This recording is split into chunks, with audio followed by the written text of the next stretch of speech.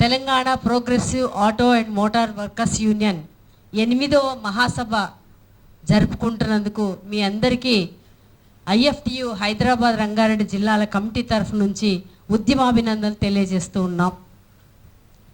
1,50,000 auto కార్మికుల ప్రతినిధులుగా, 1,50,000 auto కార్మికుల సమస్యల పరిష్కారకర్తలుగా, 1,50,000 ఆటో కార్మికుల బతుకులు ఛిద్రమవుతున్న దశలో ఆ బతుకులకి రక్షణను, భరోసాని, భద్రతను ఇవ్వడానికి 1,50,000 ఆటో కార్మికుల జీవన ప్రమాణాలు పెంచడానికి, 1,50,000 ఆటో కార్మికుల పట్ల ప్రభుత్వాలు అనుసరిస్తున్నటువంటి నిర్లక్ష్య వైఖరికి వ్యతిరేకంగా నిలబడడానికి, కలబడడానికి, పోరాడడానికి వచ్చినటువంటి మీ ప్రతినిధి బృందానికి మీ అందరికీ కూడా విప్లవ స్వాగతం మహాసభల సందర్భంగా పలుకుతూ ఉన్నాం.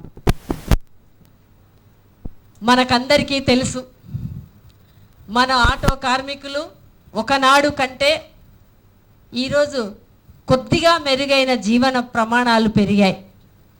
ఒకనాడు మన పిల్లల చదువులకి ఒక 20-30 ఏళ్ల కిందట ఆటో నడిపినటువంటి కార్మికులకి తమ పిల్లల్ని చదివించుకోవాలి అంటే ప్రభుత్వ పాఠశాలల్లో మాత్రమే చదువుకునే పరిస్థితి ఉండింది. కానీ ఈరోజు ఆటో కార్మికులు తమ పిల్లల్ని చాలా కష్టపడుతూనైనా తమ జీవితంలో సంపాదించుకున్న కొద్ది డబ్బునైనా మిగిల్చుకొని చదువుకుంటేనే పిల్లల భవిష్యత్తు ఉంటుంది అని ఆలోచించేటువంటి వాళ్ళం. ఈరోజు మన పిల్లల్ని ఇంజనీర్స్గా, డాక్టర్స్గా, పీజీ చదువుతున్న వాళ్ళుగా, అట్లా అనేక రకాల చదువులకి పంపిస్తున్నటువంటి వాళ్ళుగా ఈరోజు ఐఎఫ్టియు సంస్థ కింద పనిచేస్తున్న ఆటో కార్మికులు చేయగలుగుతున్నారు.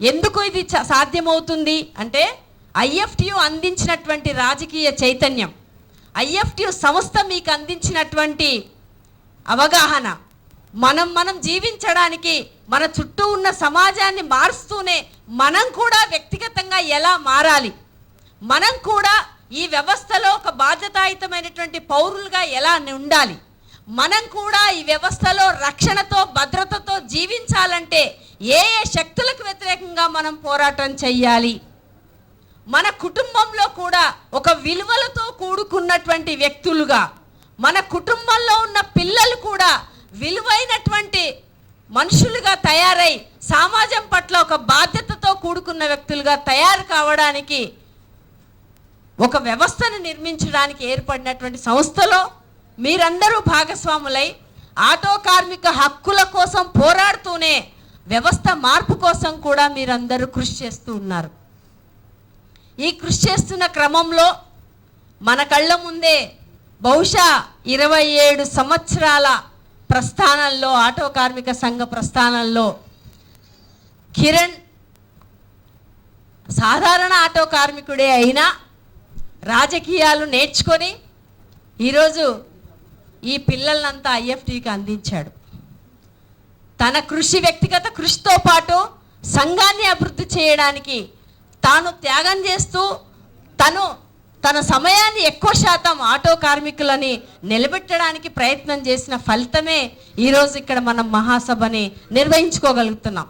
ఆ వారసులుగా ఈరోజు వేదిక మీద ఉన్నటువంటి నాయకత్వం అంతా మేము కిరణ్ ఆశించిన ఆశయాల్ని ముందుకు తీసుకెళ్తామని, వేదిక మీద ఉన్నవాళ్ళు, వేదిక కింద ఉన్నటువంటి మీరందరూ కూడా ఆ ఆశయాల్ని ముందుకు తీసుకెళ్తామని కంకణబద్ధులు అవ్వడమే ఈ మహాసభ విజయవంతానికి ఒక ప్రత్యేకతతో కూడుకున్నది, ప్రత్యేకమైనటువంటిది అని కూడా మీకు చెప్పదలుచుకున్నాం.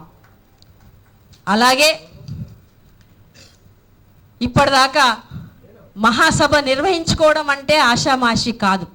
ఒక సంస్థ తన అభివృద్ధిని, సమాజంలో ఏ ఆశయాల కోసం కార్మిక సంఘం ఏర్పరచుకున్నామో ఆ కార్మిక సంఘం ఆ ఆశయాల్ని ఎంత సాధించగలిగింది, ఎంత ఇంకా ముందుకు తీసుకువెళ్ళాలి, వచ్చినటువంటి అనుభవాలతో ఆ అనుభవాలని, అందులో ఉన్న మంచిని స్వీకరిస్తూ చెడుని నెక్స్ట్ లేకుండా ఉండడానికి, ముందుకు ఉద్యమాన్ని తీసుకెళ్ళడానికి ఒక కర్తవ్యాన్ని రూపొందించుకోవడమే ఈ మహాసభ యొక్క లక్ష్యం. కాబట్టి 8 మహాసభలు మనం జరుపుకోవడంతో పాటు 8 మహాసభల్లో మన ఆటో కార్మికులుగా జీవిస్తూ నాయకులుగా ఉన్నటువంటి వాళ్ళు మరణించినటువంటి పరిస్థితులు కూడా, పునాది రాళ్ళు వేసినటువంటి వాళ్ళు కూడా ఈరోజు మన మధ్య లేకపోయి ఉండొచ్చు, ఒకళ్ళో ఇద్దరో ఉండుండొచ్చు ఆ సంఘం ఏర్పడడానికి కృషి జరిగిన ప్రయత్నంలో. కానీ దాన్ని ముందుకు తీసుకెళ్ళడానికి ఖచ్చితంగా గతాన్ని సమీక్షించుకొని వర్తమాన పరిస్థితుల్ని అంచనా వేసుకొని భవిష్యత్తుకి బాటలు వేయడమే ఈ మహాసభ లక్ష్యంగా మన ముందు ఉంది. కాబట్టి మీరు కూడా మీరు పనిచేస్తున్నటువంటి ఏరియాలలో, మీరు పనిచేస్తున్నటువంటి ప్రాంతాలలో, మీరు పనిచేస్తున్నటువంటి ఆటో అడ్డాలలో, మీరు పనిచేస్తున్నటువంటి గ్రామాలలో, లేదా మీరు పనిచేస్తున్నటువంటి కాలనీలలో ఇక్కడ ఉన్నటువంటి ఆటో కార్మికుల సమస్యలు, ఆటో కార్మికుల సమస్యలతో పాటు వారి కుటుంబ సమస్యల్ని కూడా మనం టేకప్ చేయగలిగితే, ఆ సమస్యల్ని కూడా మనం పరిష్కరించడానికి పూనుకుంటే మనల్ని మించిన నాయకుడే లేడు. మనల్ని విడ్డీకొనలేరు ఎవరు. అంటే ఆ అవగాహనని మనం పెంపొందించుకోవాలి, ఆ అవగాహనతో మనం పనిచేయాలి. మన పిల్లల్ని కూడా ఒక బాధ్యత అయితే, పిల్లలు ఈరోజు కుటుంబానికి భారం కాకూడదు, భారాన్ని పంచుకునే పిల్లలుగా మనం మార్చాలి. మన చుట్టూ ఉండే యువకులు, చదువు ఉండి లేనటువంటి యువకులు, ఆ యువకులు ఈరోజు ఎంత దారుణమైన కుటుంబ వ్యవస్థలో సమస్యలు ఎన్ని ఉత్పన్నమయ్యాయో మనకు తెలుసు. ఒక ఫోను నీ శక్తి సామర్థ్యాలతో సంబంధం లేకపోయినా అతను కోరుకుంటే అంత పెద్ద కాస్ట్లీ ఫోన్ కొనిస్తేనే నేను నీతో ఉంటా, లేకపోతే నువ్వేం తండ్రివి అనేటువంటి కుటుంబ వ్యవస్థలో మీకున్నటువంటి సంబంధాలను కూడా ఛేదించేటువంటి పెట్టుబడి ఈరోజు మన కుటుంబాల్లో జొప్పించబడి మనల్నే అతలాకుతం చేస్తూ సంక్షోభంలోకి నెడుతున్నటువంటి ఆర్థిక వ్యవస్థ ఈరోజు మన మీద స్వారీ చేస్తూ ఉంది. ఇందాక అనుకున్నట్టుగానే, వక్తలు చెప్పినట్టుగానే సంపద కొందరికి పోగవుతుంది, ఎక్కువ మందికి సంపద లేదు. కానీ ఇందాక మనం అనుకున్నట్టు ఒకనాడు మన ఆటో కార్మికుడి జీవితం కంటే ఇప్పుడు మెరుగైన జీవితం అనుభవిస్తున్నాం కదా. అయితే ఒకనాడు వాడి సంపద తక్కువ ఉన్నది, కోట్ల సంపదతో మన సంపదని పోల్చుకుంటే, మన జీవన ప్రమాణాలు పోల్చుకుంటే, మన ప్రయోజనాల్ని పోల్చుకుంటే మనకి 2% మనకొస్తే వాడికి 100,000 లక్షల కోట్ల సంపద వాడికి పోగయ్యింది. ఇది మనం గమనించాలి, ఇది గుర్తించాలి. అట్లా సంపద పోగైనటువంటి దశలో రాజ్యాన్ని, అధికారాన్ని, పార్టీలని తమ గుప్పిట్లో పెట్టుకొని మన మీద మళ్ళీ స్వారీ చేసి మళ్ళీ సంపద పోగు చేసుకోవడానికి వాళ్ళు కుట్ర పన్నుతున్నారు. ఆ కుట్ర ఏ రకంగా పన్నుతున్నారు? సంపద పోగు చేసుకొని నేను 10 కార్లు పెట్టుకొని, నా కుక్కలకు ఒక 100 కార్లు పెట్టుకొని, నా కుక్కలకు నా సెక్యూరిటీకి ఇంకొక 5 ఫ్లోర్ల బిల్డింగులు పెట్టుకొని ఉంటే సరిపోతుందని ఆలోచించట్లా. రాజకీయ వ్యవస్థలో మనుషులందరినీ శాసించాలనుకుంటున్నాడు, పేద వర్గానంతా శాసించాలనుకుంటున్నాడు. శాసించడం కులంతో, మతంతో మనల్ని చిచ్చుబెట్టి విభజించి పాలించి శాసించాలనుకుంటున్నాడు. అట్లా సంపదని ఇంకా పెంచుకోవాలనుకుంటున్నాడు. బహుశా నిన్న పేపర్లో మీరందరూ చూసి ఉంటాడు, ఆ అంబానీ కుటుంబంలో వాళ్ళ కొడుకుదో కూతురుదో పెళ్ళి, క్రూజ్ 5 రోజులకు బుక్ చేసిందట. క్రూజ్ అంటే సముద్రయానంలో పెళ్ళి, 5 రోజుల పెళ్ళి. ఆ సముద్రయానంలో చేసే పెళ్ళికి సుమారు 5,500 కోట్ల పైన ఖర్చు పెడుతున్నాడట. 5,500 కోట్ల పైన. మన పెళ్ళికి, మన ఇంట్లో పెళ్ళికి 6 లక్షలు ఖర్చు పెట్టాలంటే ఎంత మందితో మనం అప్పులు చేస్తున్నాం, ఎంత కష్టపడుతున్నాం, ఎంత ఇబ్బందులు పడుతున్నాం. అప్పులు చేసినా అప్పు తీర్చడానికి కూడా కష్టపడుతున్నాం. సొంత ఆటో కావాలంటే ఫైనాన్సర్ దగ్గర మనం తాకట్టు పెట్టబడుతున్నాం. మనం ఆటో నడిపించుకోవాలంటే డైలీ ఫైనాన్స్ వాడికి కట్టేటువంటి ఉంది. బజాజ్ వాడు కానీ ఎవడైనా సరే మనకు ఆటో ఫైనాన్స్ చేసేటువంటి ఆటో సంస్థలు ఎన్ని కోట్ల సంపదలు సంపాదించాయో మీరు పరిగణలోకి తీసుకోండి. మన సంపదకి వాళ్ళ సంపదకి మధ్య ఉన్న వ్యత్యాసాన్ని పరిగణలోకి తీసుకోండి. తీసుకుంటే మనకు అర్థమవుతుంది మన వెనక ఏం కుట్ర జరుగుతుంది అనేది అర్థమవుతుంది. మనల్ని ఇంకా లూటీ చేయడానికి ప్రయత్నం చేస్తున్నారని అర్థమవుతుంది. ఈరోజు మనం ఆ ఆటో తీసుకోవడానికి గవర్నమెంట్ని మనం అడుగుతున్నాం. అయ్యా నువ్వు సబ్సిడీతో మాకు ఆటో ఇయ్యని అడుగుతున్నాం మనం. మాకు ఆటో ఇస్తే మేము నడిపించుకుంటాము, తక్కువ దాంతో కడతామని అడుగుతున్నాం. నేను ఈరోజు ఊబర్ ఓలా మీద ఎవడో ఎక్కడో ఉన్నాడా యజమాని, వాడు ఎవడో మనకు తెలియదు, వాడు కేవలం యాప్ను మాత్రమే కనుక్కున్నాడు. కానీ ఈరోజు మన కష్టంలో నుంచి కోట్ల రూపాయలు రోజుకి ఆర్జిస్తున్నాడు వాడు. మన గవర్నమెంట్ని మీరు ఏమడిగారు? మీ డిమాండ్స్లో ఏముండింది? అసలు తెలంగాణ గవర్నమెంట్ యాప్ని కలిగిస్తే మాకు ఫ్రీగా ఇస్తే మేము మంచిగా బతుకుతాం కదా అని కూడా మీరు అడిగినరా లేదా? తెలంగాణ గవర్నమెంటే ఆటో కార్మికులకి ఒక యాప్ను కనుక్కొని మీకు ఇవ్వాలి, ఇస్తే దాంట్లో ఉచితంగా ఎవరికి డబ్బులు కట్టకుండా మంచి బతుకుతారని మనం అడిగినవా లేదా? మనం స్వయం సమృద్ధి, సంపద, గొప్ప తెలంగాణ అందరికంటే చాలా అభివృద్ధి అయిందని మాట్లాడేవే. మనం అడిగిన చిన్న కానీ ఖర్చు లేనటువంటిది, అది పైసా ప్రభుత్వానికి ఖర్చు లేనటువంటిది. అట్లాంటిది ఎందుకు గవర్నమెంట్ చేయలేకపోయింది? ఎందుకంటే ఇందాక చెప్పుకున్నాం, మోడీ కార్పొరేట్ కంపెనీలకు సేవ చేస్తున్నాడు.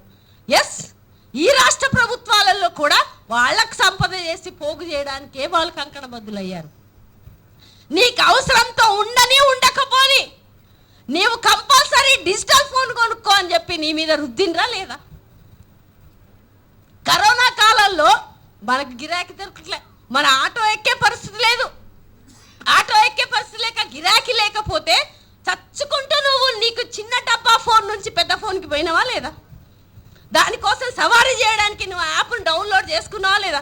ఒక్క మనిషి ఒక యాప్ను డౌన్లోడ్ చేసుకుంటే కోట్ల రూపాయల సంపద వాడికి పోగవుతుంది. మనకు మాత్రం ఫస్ట్ మీకేం చేసిండు ఊబర్ వాళ్ళ వాడు? నీవు ఈరోజు సవారీ చేస్తే దానికి డబల్ ఇచ్చిండా లేదా?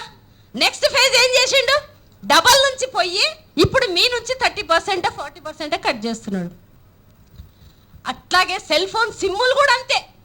సిమ్ములు కూడా పలానా సిమ్ వేసుకుంటే సంవత్సరం పాటు ఫ్రీ అనగానే అందరము మనకు ప్రభుత్వం ద్వారా నడిచే బిఎస్ఎన్ఎల్ తీసేసి ఆ సిమ్ములు పెట్టుకున్నాం.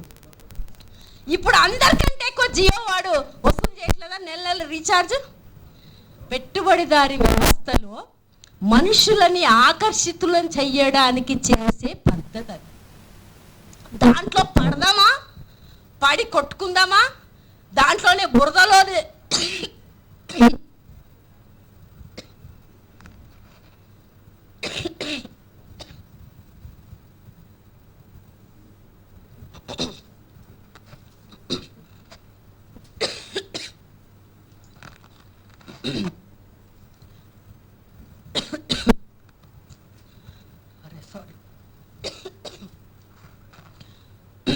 ఆ బురద గుంటలోనే పొర్లాడుకుంటూ మనతో పాటు మన పిల్లల్ని కూడా పొర్లిపిద్దామా? అదే మీరు ఆలోచించాలి.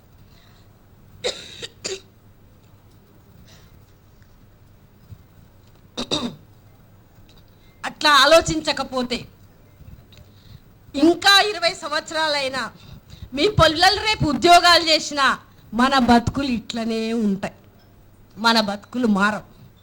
మన బతుకులు మారాలంటే అడగందే అమ్మైనా అన్నం పెట్టదు అనే సామెత మనం పోరాడకుంటే, అడగకుంటే, ఐక్యతతో ఉద్యమించకపోతే తప్పనిసరిగా మనకు నష్టం రేపు రాబోయే రోజుల్లో ఏర్పడబోతుంది.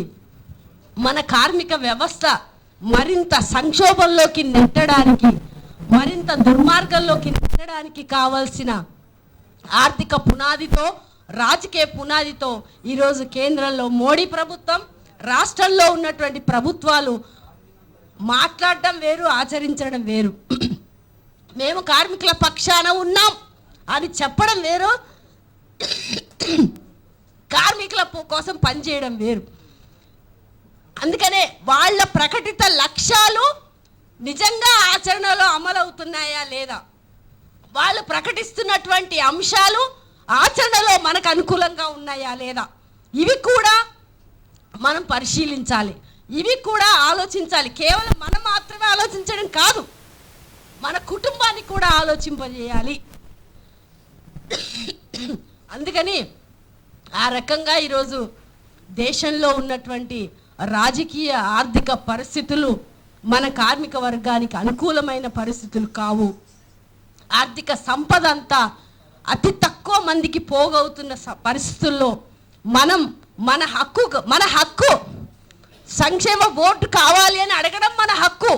ఈ రాష్ట్రంలో ఉన్నటువంటి ఆటో కార్మికులకి యాప్ తయారు చేసి ఉచితంగా ఇవ్వాలని అడిగేది మన హక్కు. ఆటోలు సబ్సిడీతో మాకు ఆటోలు ఇవ్వాలని అడిగేది మన హక్కు. అవునా కాదా? ఎవడో ఫైనాన్సర్ చేతుల్లోకి పెట్టి ఆటో కార్మికుడు జీవితాన్ని అతలాకుతలం చేస్తామంటే చూస్తూ ఊరుకోమని చెప్పడమే ఐఎఫ్టీ చేయాలి. ఈరోజు హైదరాబాద్ నగరంలో ఆటో యూనియన్కి ఇంత పెద్ద గుర్తింపు వచ్చిందంటే 27 సంవత్సరాల పోరాట చరిత్ర ఐఎఫ్టీకి ఉందంటే, ఆటో యూనియన్కి ఉందంటే దానికి చాలా కృషి జరిగింది, దానికి చాలా కష్టం ఎదుర్కొన్నారు, దానికి చాలా అరెస్టులు అయ్యారు.